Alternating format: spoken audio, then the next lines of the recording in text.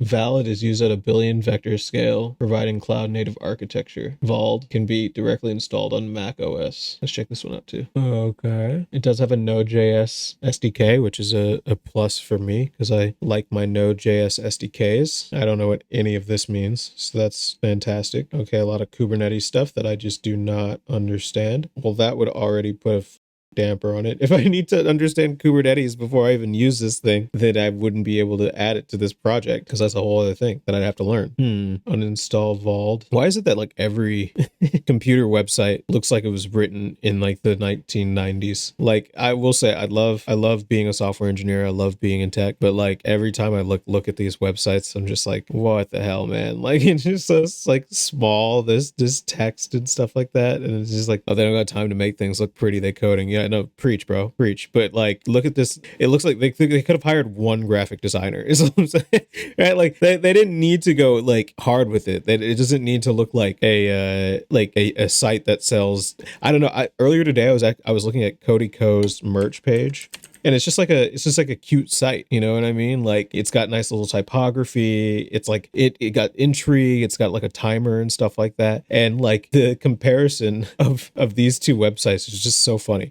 Like Cody Ko's merch with like this little gif of bears and like, you know, you can see the Kozak thing where you I guess this is the official Instagram page for this brand. I was hoping to find that whoever built this website, but just like comparing this to in place associative computing is just like it's such a stark difference. It's such a one thing or another type situation, which is very funny. Honestly, sometimes I like look at these flowcharts and I end up more confused than before. Yeah, but imagine this computing website tried to do that shit. Yeah, no, dude. I mean, you're right. Like, I don't think that this aesthetic necessarily fits in place associative computing from Elasticsearch.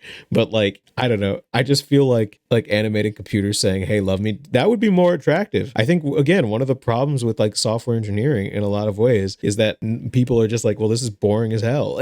People see sites like this and they immediately fall asleep and they are like just not at all interested. And I don't even know why I'm on this website. Like, what does this have to do with vector database? What? The APU board? Okay, so I guess it plugs in directly to Elasticsearch. I don't even know why that's linked here. And it still doesn't solve my problem.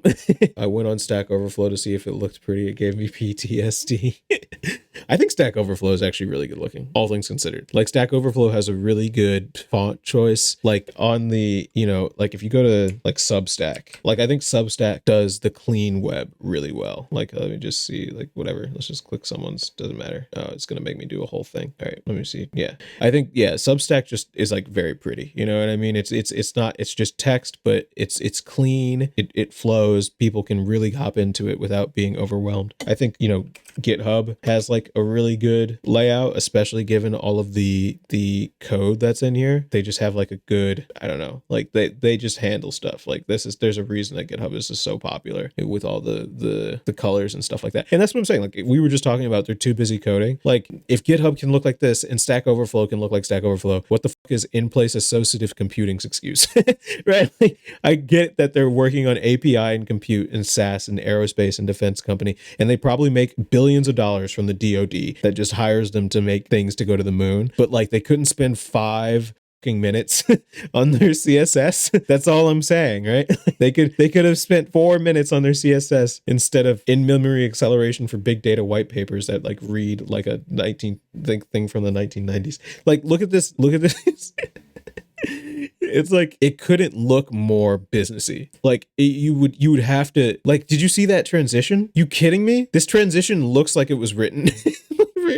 Something boring. You'd be surprised at how many of the smaller companies struggle with this shit. Yeah, dude. I mean, look, it's automatically going. It's automatically like I get it. Like you know, it's almost like a meme at this point. The stock photos and stuff like that. And who am I to talk? You know what I mean? I'm just one dude who has my own kind of opinions on how these things should be. And I'm not a designer at all. But like it just seems to me, look at this. Look at this. You click this link button, it doesn't open the link. I'm clicking it. I have to click read more. And there's no link here. None of these work. This part that I'm clicking just doesn't work. What? Oh, is it copy it to my clipboard? Dude, what the No, that's an Excalibur thing. Yeah, I don't know. I want to lay off of them because they didn't do anything wrong. I just think it's really funny that like their design is just so hard, right? Like we were just talking about with Substack, for example. Like apparently Kareem Abdul-Jabbar has a Substack. By the way, if you didn't know that Kareem Abdul-Jabbar has a Substack, now you know that Kareem Abdul-Jabbar has a Substack.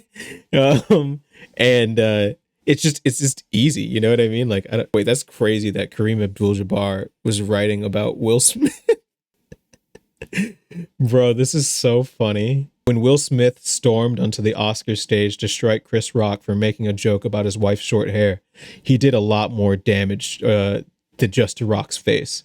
With a single petulant blow, he advocated violence, diminished women, insulted the entertainment industry, and perpetuated stereotypes about the black community. Is Substack a blogging site? Yeah, Substack is like a blogging site. It's basically like what Medium couldn't be. You get to like, I had a Substack. I'll show you mine. I don't really write on it anymore because I write on my own website these days. The nice part about Substack, the thing that I wrote here that I really like, is that it forces people to decide if they want to pay you or not.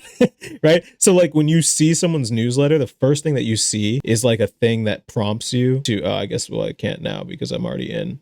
But like it like prompts you to make a decision about if you want to follow them or not. And I think that that's actually a really important thing to have on the internet. Like if you want to consume someone's internet, or excuse me, someone's area of the internet, you should sign up for their newsletter.